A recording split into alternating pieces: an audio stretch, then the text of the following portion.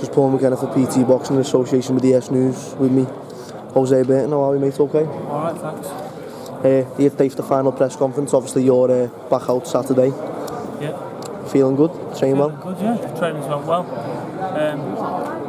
Just another fight now, isn't it? Just get myself back into it. And looking forward to it as always. Obviously last time out, not the best night for you. Obviously taking your first defeat to professional, but how are you feeling so many months on now? Alright, it was a good night up until the last round, you know. Thought I had it in the bag, and then, you know what, Buglioni's a brave game man, and he done what he had to do.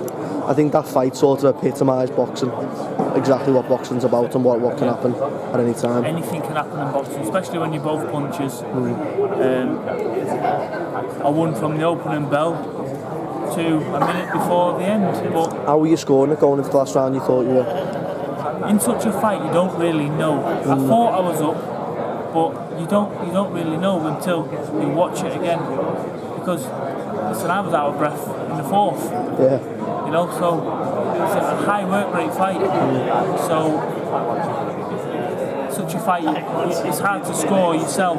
You can only listen to people who you trust around you.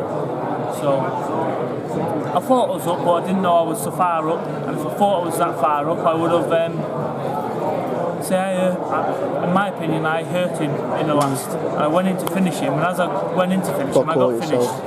So it's just the way it goes. Was there anything that Buglioni done on the night that surprised you? Took a shot, hell of a lot better than I thought he was going. The man, listen, he's a fighting man. He's a fight man. He trained well, prepared well. He possibly prepared himself better for that fight than I did. I really thought I was going to go in there and do a job within 4 rounds. Do you think you slightly underestimated him a little bit? I totally underestimated him. I didn't think he could take a punch, seeing he got knocked out at super middle against a natural middleweight. But do you know what?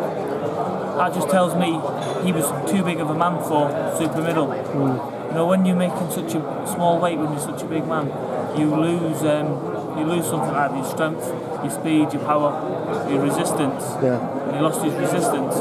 At super middle, at light heavyweight, he's the best he's ever been. But I still had that base covered.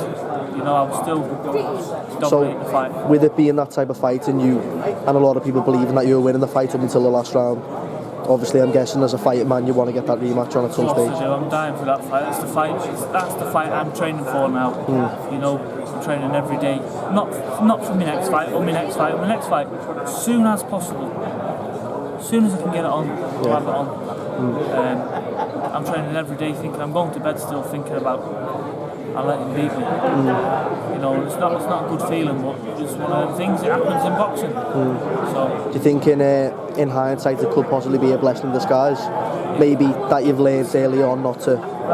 Sometimes you learn more from a loss than you do a win, and I really do believe. I know a lot of boxers have said this before. I really do believe I've learned more from that one fight than I have in the previous 18 before that. Yeah. So we'll just see my next training camp and my next fight. You know, I've trained hard for this fight. It's an 8-rounder against a Hungarian. Yeah. I've trained really hard for it. You know, I've done things I've never done before. I've never had a nutritionist. I've never had a strength and conditioning coach. Now I have. Okay. So we'll just see. A lot of fighters do say once they bring the nutritionists and strength and conditioning coaches on board, they do see a major difference in the way they are in fights and towards the later rounds and whatnot. I feel good. The work I'm doing with my trainer is I feel it's benefiting me. So it should do that. I just hope it shows in my fights. Okay, well last question, if or when the rematch does happen with Frank, what's your prediction this time? What's the outcome? This time I'm going to say a wide margin on points. Okay. I'm going to win by a wide margin on points, because I couldn't. Listen, I might come out and hit him a couple of shots and knock him out, but the man can take a punch. You've seen as well as everyone else seen. He looked like he had a fight with Freddy Krueger. He was cutting bits. I'd wobble him, and within a split second he'd be recovered. So I'm gonna sack that one, trying to bomb him out early. I'm going to pace yourself. Pace myself. can work at a high work rate. Yeah.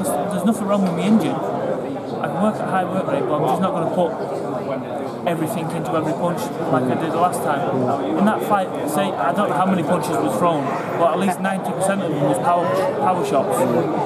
So just not load up next time as much. Lose a lot of energy. Yeah. So that's it anyway. All right, mate. Well, it's nice to see you again. Nice to see that you're well, and hopefully you get that rematch on and show everyone what you're about. So we look forward to it. Good luck Saturday, mate. Thank you.